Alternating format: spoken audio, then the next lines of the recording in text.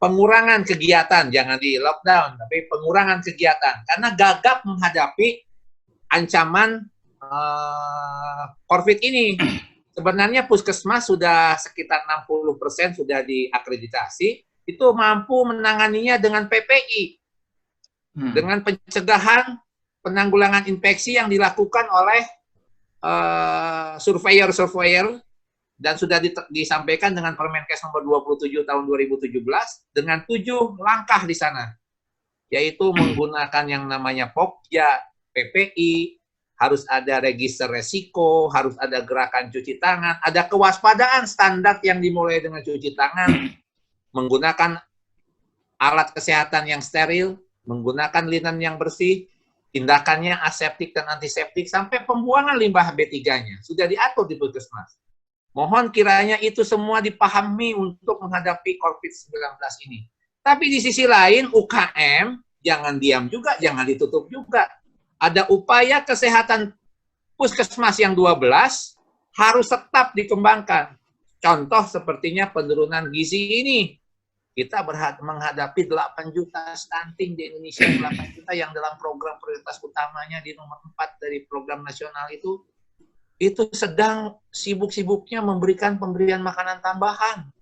Bayangkan kalau mereka dalam kondisi 1 bulan ini, saya lihat teman-teman saya di Posyandu ditutup, puskesmas juga gamang ke daerah, makanannya nggak ada, malah takutnya adalah anggaran untuk proses stunting ini direfokus oleh daerah-daerah. Karena itu tolong kiranya mereka juga membutuhkan. Jangan sampai setelah selesai ini penurunan stunting ini akan meningkat lagi. Nah, mohon kiranya Prof. Askobat bisa menyampaikannya kira-kira apa kegamangan ini semua, dan juga Pak Iwan tolong sampaikan kapan ini berakhirnya. Iya. Demikian kira-kira pengantar. Akhirnya kami persilahkan pembicara pertama Pak Iwan untuk menyampaikannya. Kita punya waktu sampai 2:30, tapi bebas saja, mungkin 20-30 menit ya, atau ya maksimum 30 menit atau 25 menit, begitu Pak Iwan. Mohon silakan. Ya, terima kasih Pak Rahmat Sentika. Selamat siang semua.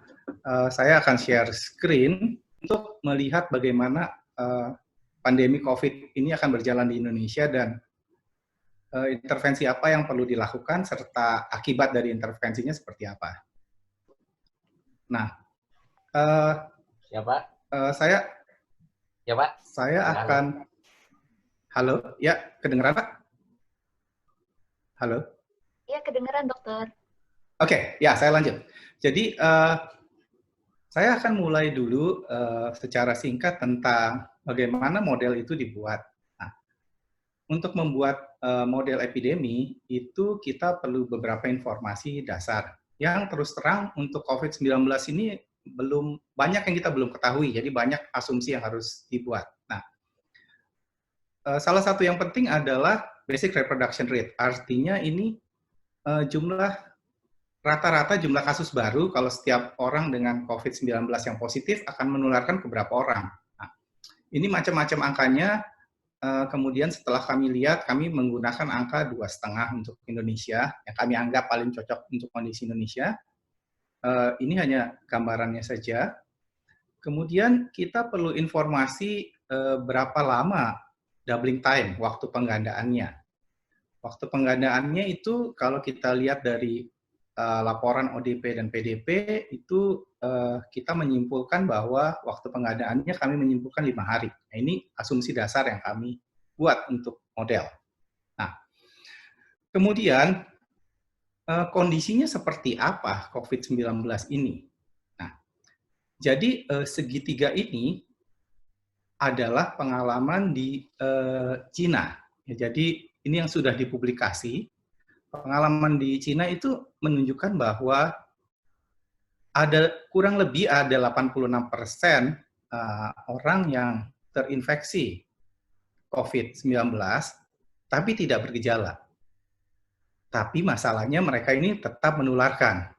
Nah, kemudian ada 11,4% kasus yang ringan, ada 1,93% pneumonia, jadi dia perlu dirawat di rumah sakit, ada 0,36% yang perlu perawatan kritis, ICU, ventilator, dan ada 0,32% yang meninggal.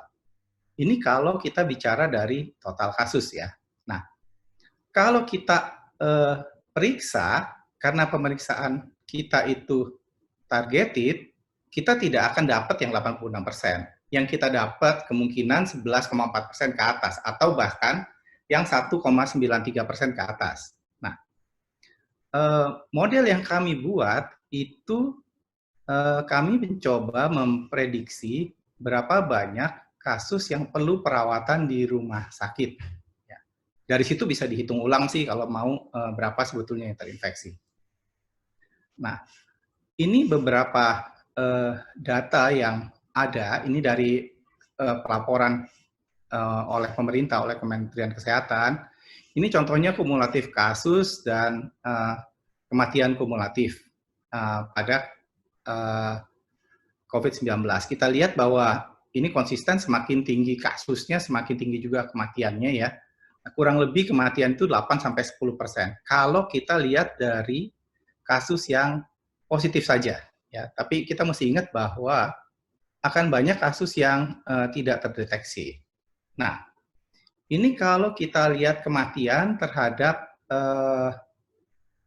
tingkat positif dari tes yang dilakukan di Indonesia. Nah, kemudian ini data awal tentang ODP dan PDP di Jakarta yang kami dapatkan. Jadi kalau kita lihat dari Januari itu sudah ada laporan ODP dan PDP yang kemudian meningkat di Jakarta. Mereka belum COVID positif ya, karena waktu itu dites masih negatif, tapi kita juga mesti ingat kita punya keterbatasan tes di awal-awal masalah ini ada di Indonesia di Januari Februari. Nah, ini adalah kondisi terburuk yang saya yakin tidak akan terjadi sekarang ini, karena kita sudah melakukan berbagai intervensi. Tapi ini kalau kondisi terburuk, artinya pemerintah memilih biarkan saja nanti juga beres sendiri, itu kita akan mengalami sekitar 80 juta orang di Indonesia ini terinfeksi. Yang 68 juta, 69 juta mungkin nggak apa-apa karena mereka tidak bergejala. Tapi nanti ada sekitar 2,4 juta yang memerlukan perawatan rumah sakit. Nah, ini yang jadi masalah karena fasilitas kesehatan kita tidak sanggup. Tapi sekali lagi, ini adalah kondisi terburuk ya, yang menurut saya nggak akan terjadi karena kita sudah banyak melakukan intervensi. Nah, jadi apa yang akan terjadi? Nah, ini kami mencoba melihat, jadi kita udah nggak bicara kondisi terburuk lagi karena kita sudah ada intervensi. Jadi kami mencoba di sini melihat berbagai tingkatan intervensi, dari intervensi yang ringan, sedang, sampai intervensi yang intensitasnya tinggi dengan asumsi yang di sebelah kiri. Nah, menurut kami saat ini pemerintah menuju ke intervensi yang tingkat sedang. Belum sampai tingkat sedang, mungkin antara yang ringan dan sedang ya. Nah, kita lihat kalau saja kita bisa melakukan intervensi tingkat sedang, itu kita akan mendapatkan sekitar 800 ribuan kasus kumulatif pasien COVID-19 yang perlu perawatan di rumah sakit. Nah, sehingga ini harus kita tekan lagi. Kalau kita tekan lagi, bisa intervensi yang masif, kita bisa tekan lebih rendah lagi. Meskipun kita nggak bisa hindari, pasti tetap ada yang butuh perawatan di rumah sakit. Nah, yang tadi kumulatif, ini kalau kita lihat hariannya, ya hariannya. Jadi ini juga sekalian untuk menjawab sebetulnya puncaknya kapan. Nah, puncaknya kalau berdasarkan data terbaru, kita akan mencapai puncaknya sekitar pertengahan Mei ya. Kalau kita tetap di sini, dan ini akan berangsur-angsur menurun sampai di akhir Juni. Ya. Kalau kita bisa menekan kasusnya, bisa melakukan intervensi yang lebih agresif, kita akan bisa menurunkan puncaknya dan kita bisa menggeser puncaknya. Menggeser puncak itu punya keuntungan fasilitas kesehatan kita lebih siap, kita punya waktu untuk menyiapkan fasilitas kesehatan. Nah, ini adalah jumlah kematian. Ya, kalau kita tetap seperti intervensi sekarang, itu bisa mencapai sekitar 100.000 kematian kumulatif ya. Tapi kalau kita tekan, kita bisa sampai sekitar 30 ribuan kematian kumulatif. Ini belum memperhatikan intervensi medis. Kalau kita bisa lakukan intervensi medis, pengobatan yang lebih baik, kita bisa lebih tekan lagi kematiannya. Nah, ini kematian harian karena COVID ya. Nah, terus sebetulnya masalahnya apa? Nah, masalahnya di sini ya. Kan waktu pandemi COVID ini mulai, ada beberapa negara atau beberapa ahli yang bilang biarkan saja, nanti kan tercapai herd immunity, nanti juga akan beres sendiri ininya apa epideminya. Betul, menurut teori epidemiologi dia akan beres sendiri, tapi ini ada yang butuh perawatan di rumah sakit. Ini yang jadi masalah, beban buat fasilitas kesehatan kita. Ini kalau kami bandingkan antara jumlah kasus yang perlu perawatan di rumah sakit per harinya, artinya dengan perhitungkan lama rawat, kemudian ada yang meninggal, ada yang masuk baru, ada yang pulang dengan sembuh, kami bandingkan dengan ketersediaan tempat tidur. Kita lihat skala nasional di Indonesia. Ini adalah garis paling atas, ini adalah 50% tempat tidur di seluruh rumah sakit di Indonesia. Ini 50% rumah sakit tempat tidur di rumah sakit kelas A dan B, dan yang bawah 50% dari tempat tidur yang tersedia di rumah sakit rujukan COVID. Kita lihat bahwa tempat tidurnya kan kurang untuk merawat pasien-pasien COVID ini, ya. Apalagi kalau kita tidak melakukan apa-apa, apalagi kalau kita tidak menuju ke intervensi yang masif ya, yang intensitasnya tinggi. Nah, ini kalau kita lihat lagi, pasien yang butuh perawatan kritis, ICU, ventilator gitu kan, kami bandingkan dengan jumlah ventilator. Ini sebelum ada penambahan ventilator, sebelum pemerintah membeli ventilator-ventilator baru, itu menurut data di sistem informasi rumah sakit, di seluruh Indonesia itu ada 8.500 ventilator yang dalam kondisi baik, artinya bisa bekerja. Nah, ini kalau kita bandingkan dengan pasien COVID yang butuh ventilator, ini masih kurang. Ya, meskipun kita lakukan intervensi yang masif, ini jumlahnya lebih banyak dari ventilator yang tersedia di Indonesia. Ini kalau kita bicara skala nasional. Nah, kita semua tahu bahwa ini sebetulnya penyebaran ventilatornya tidak merata. Di beberapa daerah Indonesia Timur, ventilatornya lebih terbatas lagi gitu kan. Ya. Nah, jadi itu tadi kalau kita tidak melakukan intervensi dampaknya besar. Nah, kalau kita melakukan intervensi pun tadi sebetulnya rumah sakit kita masih kurang, jadi harus ada intervensi untuk kesiapan dari fasilitas kesehatan dari segi tempat tidur maupun dari segi perawatan kritisnya. Nah, kemudian kita dihadapkan dengan satu kebiasaan di Indonesia, mudik. Nah, ini kami diminta waktu itu dari KSP untuk menyiapkan model kalau di mudik dibiarkan seperti apa sebelum Presiden Jokowi mengumumkan bahwa mudik dilarang. Nah, ini data awal untuk mudik yang kami pakai, ya. Jadi tahun 2019 itu ada sekitar 14,9 juta orang mudik dari Jabodetabek. Nah, kita berprediksi bahwa ada sekitar mungkin 50% kurang yang mudik kalau dari survei yang dilakukan oleh Kementerian Perhubungan. Jadi masih tetap ada yang ditanya mereka mau mudik. Nah, mudik ini akibatnya apa? Nah, ini akibatnya kalau mudik. Ya. Jadi di grafik ini ada 3 garis. Ini adalah berapa banyak jumlah kasus kumulatif, artinya di sini maksudnya kasus adalah jumlah orang dengan COVID positif yang perlu dirawat di rumah sakit di Jabodetabek. Yang bawah ini. Dengan atau tanpa mudik hampir sama di Jabodetabek, nggak begitu berbeda jauh.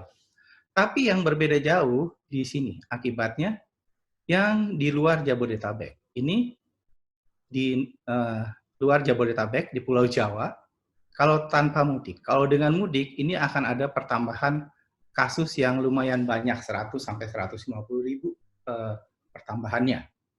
Dan kita harus ingat, kalau mereka ini terjadi di daerah yang mungkin kurang siap dibandingkan dengan kalau mereka terjadi perlu perawatan rumah sakit di Jabodetabek. Nah, ini kenaikan kasusnya. Ya, menurut model kami ini akan terjadi kenaikan kasus di Pulau Jawa di luar Jabodetabek. Kasus perharinya kalau mudik dibiarkan. Sekali lagi model ini dibuat sebelum ada pengumuman Bapak Presiden menyatakan bahwa mudik dilarang. Nah, ini kumulatifnya tadi, kumulatif kasus ya di Jabodetabek. Jadi di Jabodetabek sendiri akan ada peningkatan kasus sekitar ya 10 ribuan kasus yang butuh perawatan rumah sakit kalau mudik dibiarkan. Kenapa? Karena tadi kalau habis mudik mereka kembali lagi, asumsinya mereka juga membawa teman seperti kebiasaan yang sudah berlangsung lama, sehingga itu akan menjadi sumber penularan lagi. Nah, ini kalau kami lihat salah satu juga yang bahaya dengan dibiarkannya mudik adalah kita akan punya 2 puncak epidemi. Jadi ini adalah tanpa mudik di Jabodetabek yang nanti Juni, Juli sudah mulai turun, tapi dengan mudik dia akan ada puncak satu lagi. Nggak setinggi puncak yang sebelumnya, tapi ini akan ada puncak lagi. Ya. Ini kalau kita mudik tidak dilarang. Ya, kesimpulan kami yang kami berikan ke KSP adalah kalau mudik dibiarkan akan ada eskalasi penularan. Dan ya kami bersyukur karena kemarin akhirnya Presiden Jokowi secara kebijakan melarang warga untuk mudik. Meskipun nanti aplikasinya kita harus lihat lagi seperti apa. Memang ada yang mengatakan bahwa tapi sudah banyak yang mudik. Betul, sudah banyak yang mudik, tapi lebih baik kalau tetap ada pelarangan daripada tidak sama sekali. Nah, kemudian kita tahu di Indonesia kita sudah lakukan beberapa intervensi. Salah satunya adalah PSBB, pembatasan sosial berskala besar. Nah, bagaimana kita memantau PSBB? Nah, kami juga berpikir waktu itu bagaimana memantau PSBB. Nah, kebetulan kami dapat bantuan dari UNICEF untuk mengakses data besar, big data dari Google. Ya. Jadi dengan data Google itu bisa dilihat pergerakan orang. Ini, jadi ini bermanfaat untuk lihat dampak PSBB. Karena sampai sekarang kita sudah melakukan PSBB, tapi kita belum punya indikator untuk mengukur PSBB itu sukses atau tidak. Jadi ini salah satu cara yang bisa dipakai. Meskipun nanti saya akan ceritakan ini ada biasnya juga. Nah, ini kita lihat ini untuk Indonesia. Jadi ini adalah perubahan jarak yang ditempuh dengan asumsi Februari itu sebagai dasar 100%. Ini PSBB, kebijakan PSBB nasional diterapkan. Kita lihat rata-rata turun memang, jarak yang ditempuhnya sekitar 40%. Jadi orang memang lebih sedikit bergerak.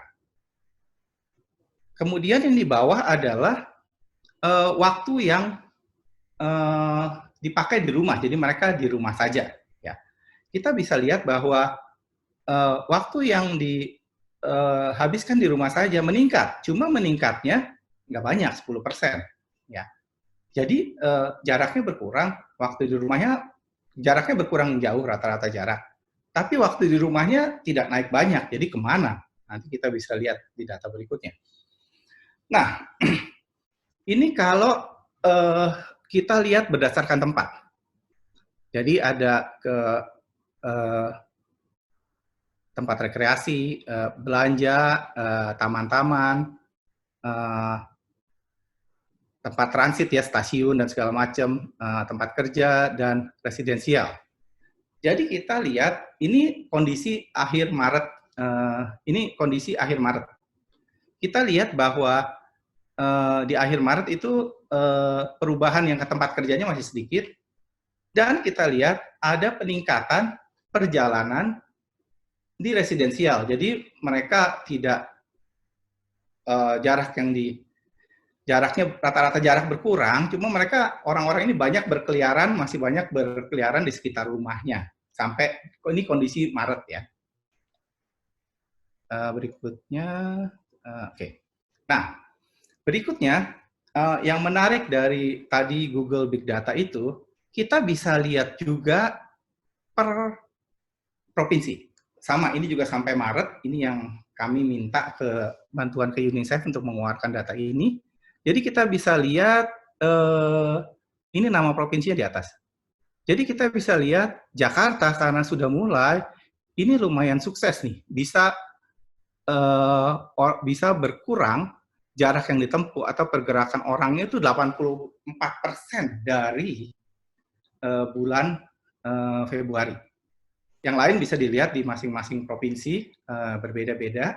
Nah, kami akan dapat data ini lagi setiap 2 minggu, jadi setiap bulan. Jadi mungkin di akhir minggu ini kami akan dapat data lagi, kami bisa monitor lagi seperti apa efek dari PSBB penduduk. Nah, ini sama. Nah, ini sama, jadi masing-masing provinsi saja. Kita lihat dampaknya nggak sama di masing-masing provinsi, tergantung kapan mereka menerapkan PSBB dan seberapa ketatnya. Nah, jadi kalau kita lihat di sini, PSBB ternyata kita lihat ada dampaknya terhadap pergerakan penduduk ya, terbukti bahwa pergerakannya memang berkurang. Nah, hanya mungkin, saya juga dikritik dari beberapa kolega bahwa datanya ini mungkin bias, karena ini adalah orang yang menggunakan Google. Siapa sih yang menggunakan Google? Mungkin masyarakat tingkat ekonomi yang menengah ke atas, sehingga ini mungkin belum menggambarkan masyarakat yang ekonominya rendah. Yang asumsi beberapa teman itu, beberapa kolega adalah justru risikonya tinggi, karena mereka tinggal di daerah yang padat, mereka masih mencari uang, dan seterusnya. Ya, itu yang kita belum punya indikatornya untuk yang masyarakat di tingkat menengah ke bawah. Nah, jadi apa yang bisa kami simpulkan, sampai saat ini kami bisa simpulkan bahwa epidemi ini masih dalam fase akselerasi, jadi kita masih lihat akan ada kenaikan. Dan puncaknya akan dicapai sekitar pertengahan atau akhir Mei. Nah, kemudian kita harus lakukan intervensi yang sudah ada lebih komprehensif, ya, dan lebih tinggi intensitasnya untuk menekan dan memperlambat puncak epidemi. Karena kalau tidak, kita akan dapat masalah di pelayanan kesehatan kita. Ya, tanpa intervensi, pelayanan kesehatan kita akan kewalahan. Nah, kemudian khusus untuk mudik, tadi kita sudah lihat bahwa kalau dibiarkan akan menyebabkan peningkatan kasus di luar Jabodetabek maupun di Jabodetabek. Tapi ini sudah secara kebijakan sudah benar, ada larangan mudik oleh Presiden, cuma kita masih tunggu implementasi realnya di lapangan seperti apa. Nah, kemudian mengenai PSBB sendiri, kalau kita lihat dari Big Data Google tadi, kita sudah lihat memang PSBB berhasil untuk menurunkan pergerakan orang. Tapi tadi mungkin informasi ini bias untuk masyarakat dengan sosioekonomi menengah ke atas, pengguna Google. Ya. Nah, kita perlu indikator untuk memantau PSBB pada semua jenjang masyarakat dan juga pelarangan mudik tadi, supaya kita tahu apakah kebijakan PSBB ini efektif atau tidak, dan kapan PSBB ini bisa dilonggarkan. Kemudian masalah tes kita masih kurang, jadi ini perlu ditingkatkan ya untuk melakukan isolasi serta perawatan yang sesuai. Semua itu ya tadi untuk kita perlukan untuk menentukan tingkat epideminya sudah sampai mana. Karena sampai saat ini tes kita masih sedikit, kemudian juga ada masalah jumlah tes yang nggak konsisten setiap harinya, sehingga kalau kita berdasarkan laporan data jumlah yang positif, kita harus hati-hati. Karena jumlah yang positif itu bisa turun, karena yang dites hari itu turun, atau minggu itu turun. Nah, jadi jadi kita perlu tes yang banyak dan stabil setiap harinya, supaya kita bisa menilai dengan baik tingkat epidemi kita sudah seperti apa. Itu adalah hal-hal yang bisa kami sampaikan dari hasil pemodelan kami. Terima kasih.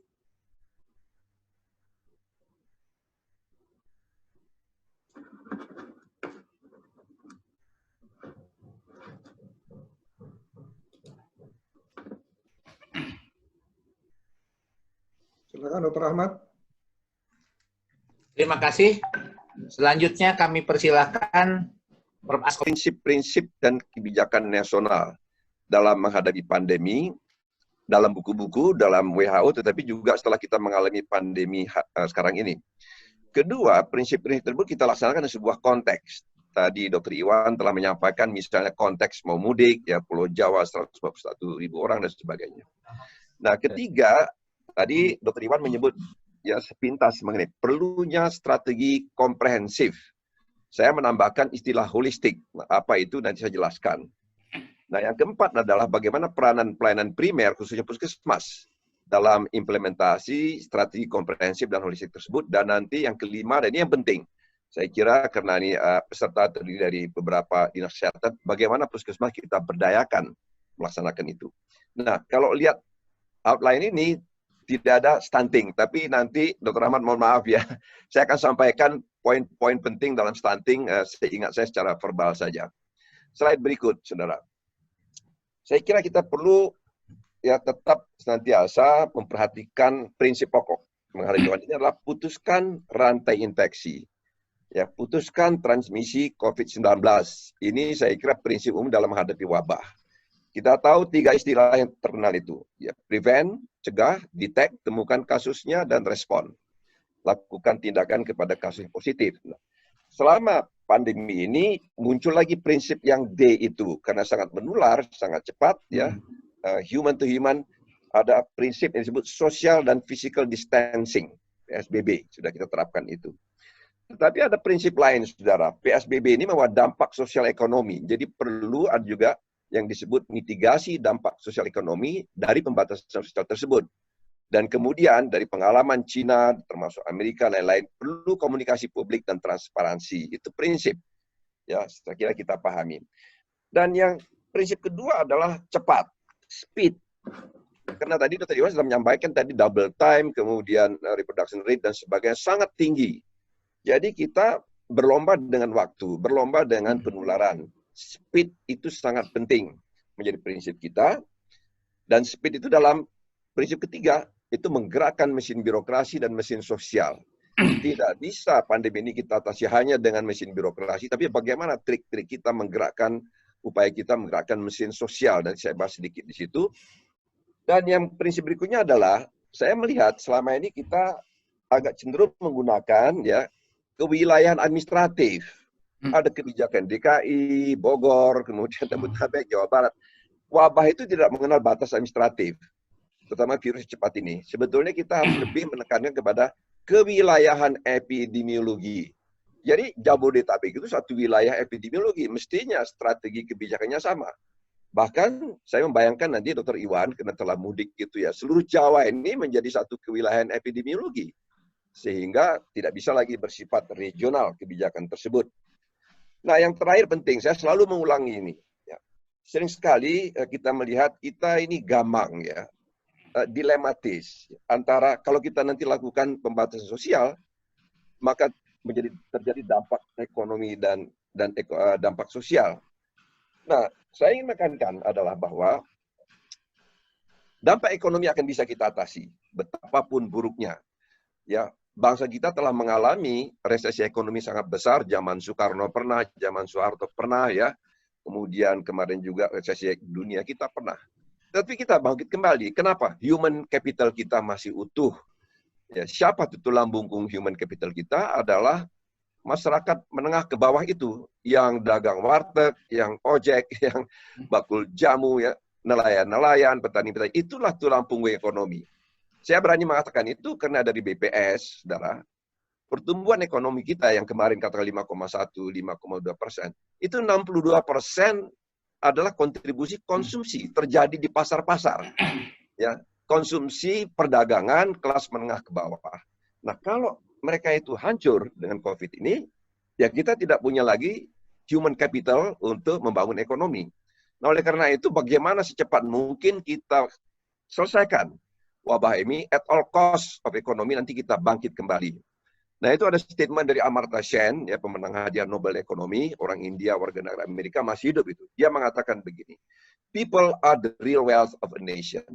Penduduklah kekayaan sejati dari sebuah bangsa. Kemudian Gary Becker, ini juga Nobel Ekonomi, mengatakan human capital is the central issue in economic development. Jadi bukan laut, bukan tambang, bukan hutan, bukan kelapa sawit, human capital. Itu yang akan kita selamatkan dari bencana wabah ini. Sehingga nanti wabah berakhir, kita memiliki human capital yang akan bangkit betapapun terburuk. Itu prinsip pokok. Ya, berikut.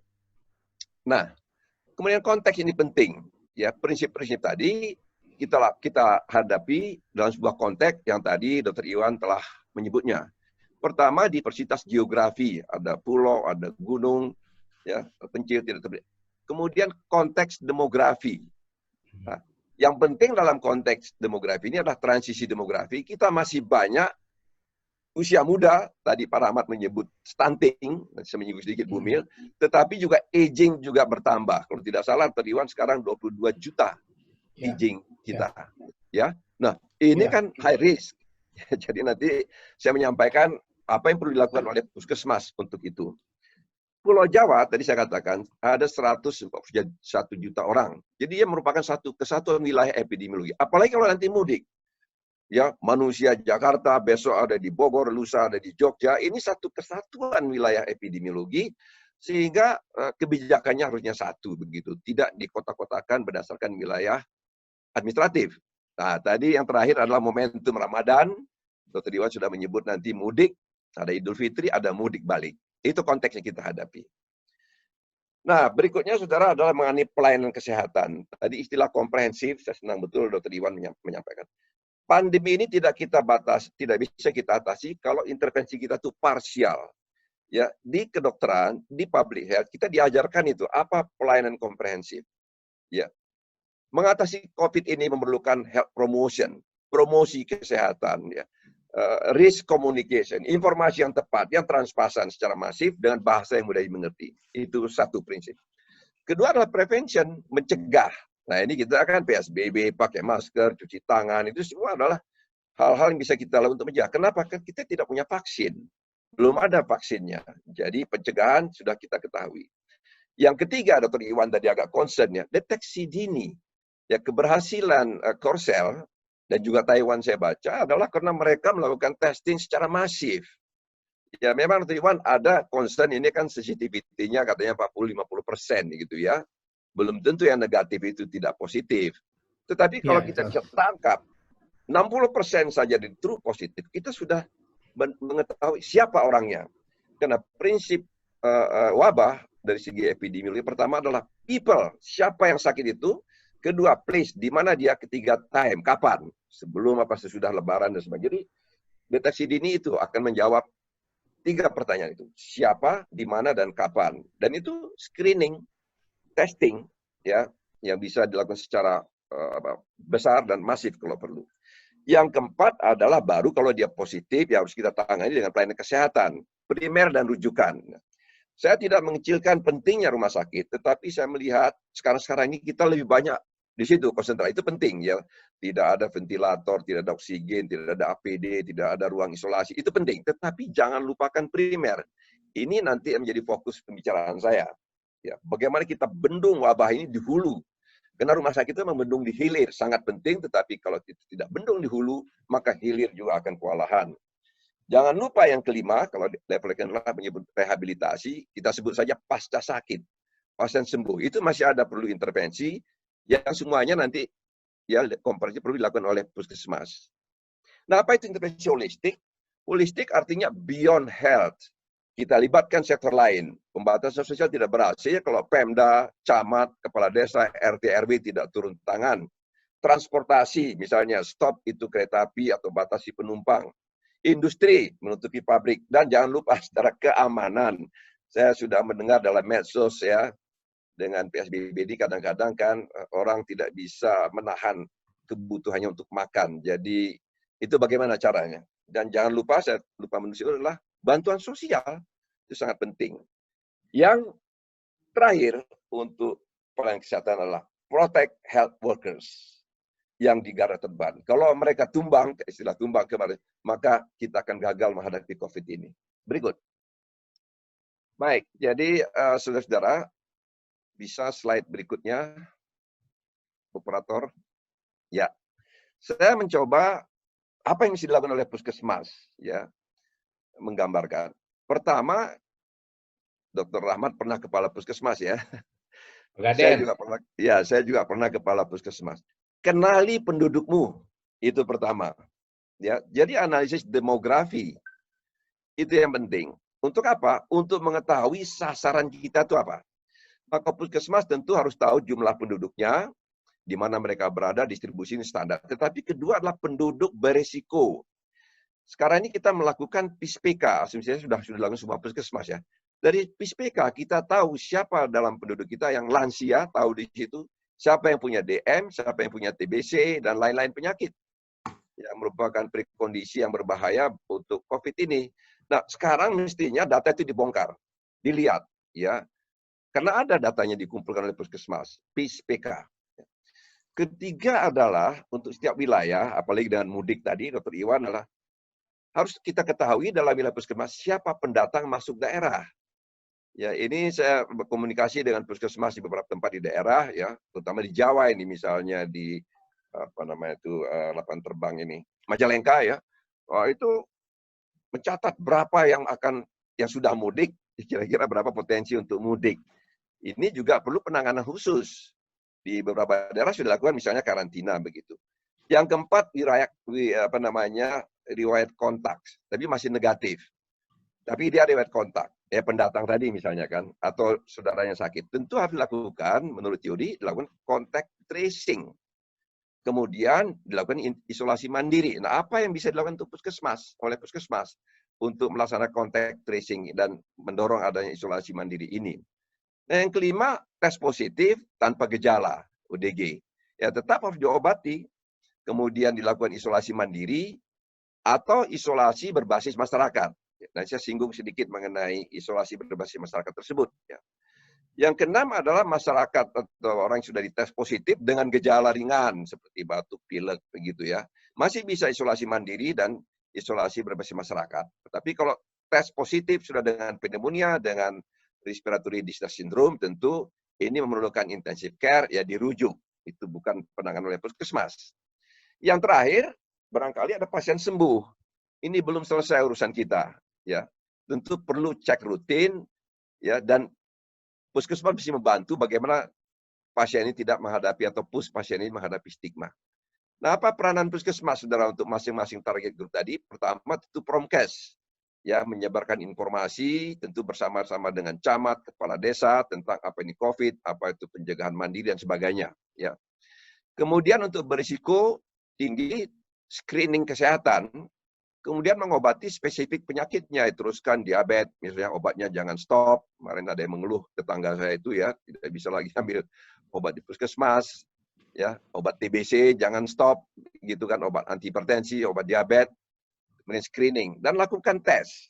Ya, kalau memang Dr. Iwan tadi mengatakan kekurangan, ya mestinya dilakukan tes kepada high risk ini. Untuk pendatang tentu juga lakukan tes observasi rutin di fasilitas karantina yang disiapkan oleh Pemda. Jadi puskesmas memberikan support untuk itu, seperti yang saya tangkap dari beberapa puskesmas di daerah. Untuk yang dari riwayat kontak, tentu RDT, ya, tes tadi, tetapi contact tracing. Nah, ini nanti memerlukan mitra, kolom terakhir. Dengan siapa puskesmas harus bermitra. Ya. Nah, kalau tanpa gejala, isolasi atau institusi berbasis masyarakat, tetapi kita harus memberikan obat. Nah, obat ini saya membaca kemarin ya rilis dari Persatuan Ahli Paru Indonesia dan telah di-endorse oleh ID, itu sebuah paket terdiri dari tiga ya bentuk tiga jenis obat, kelompok obat antiviral. Saya tidak menyebut apa itu, tetapi salah satu katanya kloroquine masuk di situ. Kemudian antibiotika. Sekarang ramai katanya azithromycin dan jangan lupa roboransia. Nah, harus diberikan itu karena dia positif. Yang positif kalau tidak kita berikan pengobatan tentu dari segi medis melanggar etik. Nah, kalau misalnya tesnya dengan gejala ringan masih bisa juga di puskesmas sama dengan positif pertama tadi. Begitu dia ada pneumonia dan distress respiratory syndrome, ya rujuk ke rumah sakit. Nah, untuk kemudian terakhir adalah stigma. Nah, yang penting, saudara, adalah mitra kerja. Puskesmas tidak bisa melakukan semua itu sendiri. Oleh karena itu, di tingkat kecamatan, tentu harus bekerjasama dengan camat, syukur-syukur kalau tingkat kecamatan ada Satgas COVID-19 kecamatan. Jangan lupa dengan kepala desa, ini juga nanti singgung sedikit dengan stunting, RT, RW, dan organisasi masyarakat. Kalau di kampung saya tinggal di Depok, itu Karang Taruna ikut menjaga portal, mencek orang masuk, tidak pakai masker, dan sebagainya itu ya. Jadi itu termasuk organisasi masyarakat. Lainnya juga dengan camat kades, aparat desa, kader kesehatan jangan lupa RT RW.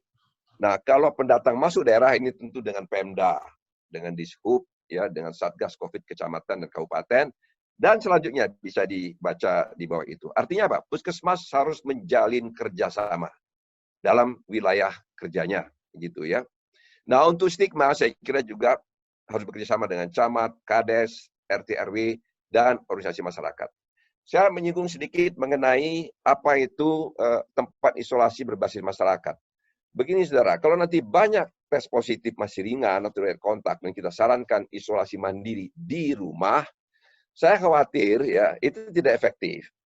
Paling tidak di beberapa tempat yang saya keliling di Jawa saja lah, saya ke Garut, Majalengka, kemudian Depok, Bogor itu fasilitas rumah tidak memungkinkan yang memenuhi standar untuk isolasi mandiri. Nah, kalau jumlahnya cukup besar, katakanlah sudah 30-40 orang ya, itu sudah bisa kita konversi ruang sekolah yang sekarang kosong, yang berada dekat puskesmas, kita konversi menjadi ya tempat isolasi berbasis masyarakat. Misalnya standar tempat tidurnya berapa meter, belikan rusbang atau bikin, ada kasur, bantal, selimut. Nah, kemudian ada fasilitas MCK. Ya. Nah, dari mana uangnya? Nah, itulah sebabnya saya katakan, saudara, kita bisa pakai dana desa untuk itu. Masing-masing desa sekarang akan mendapat antara 800 juta sampai 1 miliar per tahun. Ini momen yang barangkali bisa dipergunakan untuk membantu hal-hal yang berkaitan dengan COVID ini. Itulah fungsi puskesmas, saudara, secara coba sapu. Tentu saja pertanyaannya, mampu nggak puskesmas melakukan ini? Slide berikut. Ya, baik. Harus kita lakukan dulu asesmen misalnya capacity dari puskesmas. Kita sekarang punya 10.000 puskesmas. Ada di semua kecamatan. Kalau DKI malah 2 ada semua kelurahan. Fungsi-fungsinya apa? Fungsinya sudah jelas itu. Ya. Di dalam PMK 75, katanya ada revisi, saya lupa nomornya itu. Tetapi saudara, inilah masalah kita ini. Kekurangan SDM. Masalah SDM ini masalah kronis. Kalau saya buka Risvaskes 2018 kemarin, ya, yang kurang itu pertama tenaga farmasi. Ini penting kalau nanti paket-paket obat tadi harus dibagikan. Ya. Dari 10.000 puskesmas, itu ada tenaga farmasi ya sekitar 30%, 40%, 35%. Jadi banyak kosong. Kemudian tenaga kesmas, tadi kita katakan Promkes, ya, gerakan masyarakat. Tenaga kesmasnya hanya 23% dari 10.000 puskesmas. Sanitarian misalnya, membantu MCK untuk isolasi masyarakat. Itu lebih jelek lagi, sekitar 22%. Kalau di Jawa memang lebih dari itu. Ini sambil rata-rata nasional. Nah, gizi, para mat, yang tadi kita akan perang dengan stunting, itu juga hanya sekitar 37 atau 36% ada tenaga gizi di puskesmas. Jadi kita mau perang dengan stunting tanpa bala tentara. Nomor 5 yang saya agak concern, Dr. Iwan, lab analis. Ya, testing itu tidak bisa dilakukan oleh sembarang orang. Bukan swab, ya, bukan swab itu harus ada biosafety lebih tinggi. Tapi ambil darah, ya, melakukan testing, tahu positif, itu tidak sembarangan orang. Nah, sekarang ini hanya 33%, ada 33% puskesmas di Indonesia tidak memiliki lab analis. Nah, jalan keluarnya gimana? Ya tidak kita didik dulu, sekolahkan baru tempat ini emergency. Saran saya dalam pertemuan Zoom yang webinar yang lalu adalah tolong kepala dinas hitung berapa puskesmas tidak punya lab analis, ambil perawatnya, kirim ke rumah sakit umum daerah, latih crash program 1 hari 2 hari. Ya, sehingga dia bisa melakukan tes ini secara lega artis. Kalau nanti pemerintah mendrop tes itu dilakukan tidak baik, ya tentu hasilnya juga meragukan. Ini mesti diatasi SDM ini, ya. Nah, obat. Saya kira kemarin saya sarankan, paketnya sudah ada saran dari ahli paru 3 macam, tiga kelompok saya tidak sebut namanya, ya. Antiviral, antibiotika, dan roporansia, di-endorse oleh ID. Perkiraan saya mestinya kepala dinas mulai menghitung dengan angka-angka proyeksi berapa paket ini perlu. Jangan nanti tes positif dibiarkan, ya. Nah, Kemenkes, Yanfar kira-kira coba dihitung berapa kebutuhan nasional, masing-masing daerah juga hitung, kalau perlu masing-masing puskesmas, ya kan. Nah, setelah kita tahu bagaimana pengadaan, saya menyarankan ya di pusat kita gerakkan industri farmasi kita, masih bisa karena semua itu produk negeri, atau dinas provinsi di daerah mengadakan dari pengadaan lokal. Tentu tidak menyimpang dari, ini ada masalah lain, saudara ya, prosedur pengadaan. Kadang-kadang orang takut, ya. Kita ini sekarang terpanggang antara keharusan ASN melaksanakan kegiatan berdasarkan rule driven, tetapi di hadapan kita ada masalah yang harusnya kita melakukan kegiatan berdasarkan mission driven. Jadi menjaga balance antara rule driven dengan mission driven, itulah dilema yang dihadapi kita di daerah. Itu obat. Jadi cepat disiapkan paket-paket untuk 5 hari sarannya itu, sarannya ahli paru dan ID itu ya. Ini Bapak Ibu positif makannya 5 hari atau di isolasi mandiri tadi ini makan 5 hari gitu ya. Dana saya kira untuk peralatan sudah diatur Kemenkes ya, itu bisa direvisi peruntukan dak fisik untuk beli-beli ya. Misalnya APD, peralatan APD puskesmas maksud saya ini ya. Peralatan-peralatan diperlukan di puskesmas, ya alat-alat untuk RDT tadi. Nah, untuk operasional, saudara, sudah aja juga modifikasi peruntukan dak non-fisik yang tahun yang lalu, tahun ini kita itu 8,6 triliun. Biasanya dak fisik ini normalnya kan untuk akreditasi, untuk jam persal, untuk operasional puskesmas. Nah, kemarin tidak, semuanya untuk keperluan menghadapi COVID ini. Kemudian tentu untuk fasilitas isolasi berbasis masyarakat bisa digunakan dana desa. Yang berikutnya yang sangat penting adalah safety staf puskesmas itu. Jadi mestinya Kemenkes cepat mengeluarkan apa APD standar di sana. Apakah masker N95, N95, kemudian handscoon, ya baju atau apa. Karena kita tidak tahu pasien ini positif apa tidak. Tadi orang mengatakan ya banyak yang ya berkeliaran, kita tidak tahu dan ini berisiko sekali. Ya garda depan ini jangan-jangan dia menjadi masalah kita. Kemudian juga penting secara cepat ya informasi dan training tentang biosafety di pelayanan primer. Ini tadi termasuk misalnya kalau pengambil darah ya kan dijamin biosafety dan sebagainya. Nah, kemudian yang terakhir saya nggak bisa baca itu, tolong diturunkan sedikit ya, sebentar. Saya nggak bisa malah lupa yang saya tulis itu ya. Untuk puskesmas. Ya, bisa dibaca di sana. Berikut. Slide berikut, kalau masih ada, saudara, tolong. Operator, masih ada tidak? Sudah Slide berikut. Sudah habis? Masih ada? Bisa di slide saya di next? Sudah habis nggak, Prof? Sudah habis? Belum ada. Oke. Saya sedikit, karena Dr. Ahmad Santika menyebut stunting ya, seingat saya saja. Begini, oke, stunting, saya lupa Dr. Ahmad ya, apa 28%, 30%, tapi tadi kan 8 juta stunting itu. Ya. Kita sudah tahu apa yang perlu dilakukan. Ya. Misalnya adalah kita bagi 2 intervensinya. Oh ini ada plan of action. Saya kira ini yang penting ya. What to do? Maaf saudara, saya kembali ya. Tadi slide terakhir sebelum itu. Nah, ini juga penting saran saya. Saran saya yang lalu juga, hari-hari ini, ya, kemarin, itu Dinkes dan Puskesmas sudah menyusun rencana aksi untuk 3 bulan ke depan. Ya, saya robah 3 bulan, kemarin 2 bulan, karena proyeksinya Dr. Iwan itu kan delayed gitu ya. Apa yang direncanakan? Fungsi-fungsi dalam matrik tadi. Ya. Nah, khusus pertama adalah kebutuhan dan pengadaan obat, kebutuhan dan pengadaan APD, dan kemudian koordinasi Dinkes dengan Dinas Pemberdayaan Masyarakat ya, agar desa itu, dana desa bisa dipergunakan untuk intervensi yang saya sebutkan tadi. Oke. Stunting sedikit, Dr. Ahmad ya. Kita sudah tahu intervensinya ada dua. Satu intervensi spesifik. Apa itu? Pertama adalah apa yang ada dalam 1000 hari pertama kehidupan. Ya, ini penting sekali, saudara, stunting ini. Kenapa?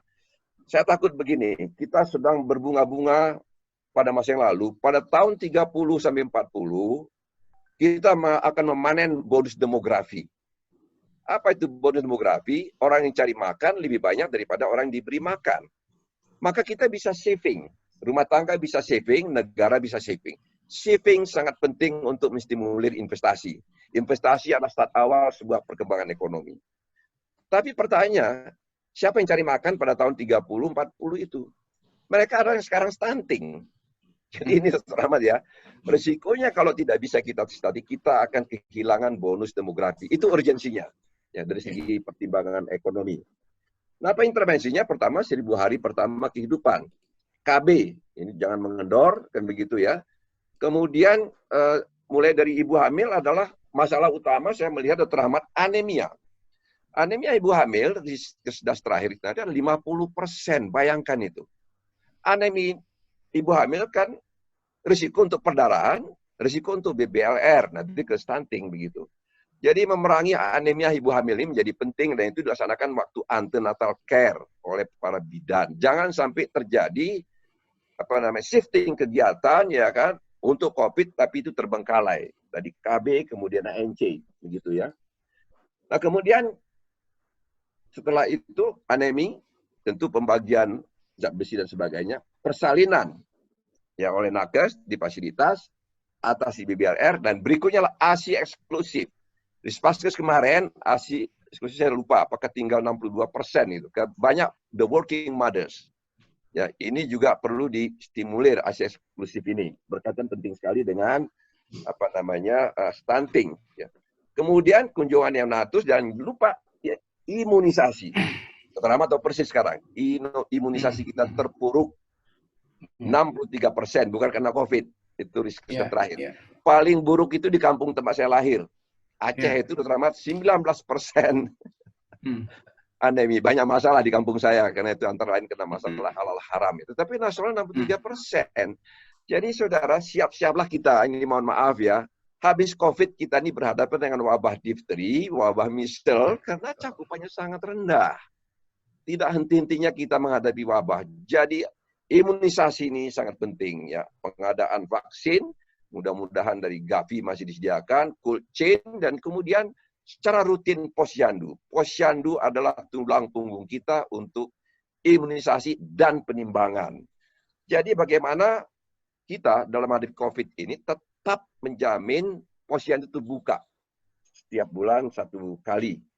Nah, kemudian untuk berikutnya adalah mengobati penyakit PPI, kata Dr. Ahmad tadi kan, cegah penyakit infeksi, diare, pneumonia, dan lain-lain, ISPA, yang sebenarnya dari UNICEF sudah ada yang disebut IMCI, Integrated Management of Child Illness, atau MTBS. Ada pedomannya itu. Jangan sampai lupa. Oke, itu intervensi spesifik. Tetapi stunting tidak bisa kita atasi kalau tidak melakukan intervensi sensitif.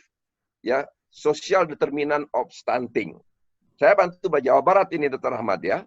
Pola asuh itu menjadi penting. Bayangkan saudara kalau orang tuanya kena COVID, makin berat. Tetapi ada yang unik di Jawa Barat, Dr. Ahmad ini.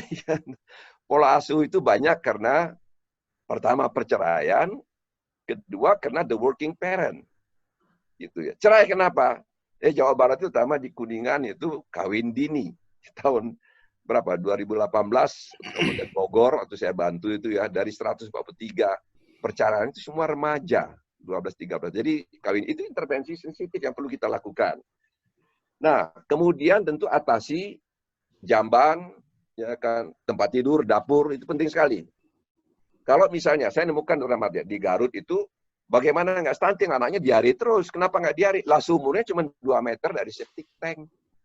Kalau nggak kita pindahkan itu tidak mungkin. Pindahkan itu. Dari mana dananya? Dana desa. Kedua adalah ISPA terus-menerus stunting. Kita obati balik, obati balik. Kenapa? Kamarnya itu gede dekat dapur, pindahkan. Ya kamarnya, dari mana uangnya? Dari dana desa. Dan terakhir saya kira untuk stunting ini, penting sekali kita mempunyai data yang disebut by name, by address. Kepala desa bisa membantu itu. Sehingga puskesmas, dari PK-nya dibantu dengan kepala desa, punya peta. Si Kokom, stunting, kunaon eta, diare.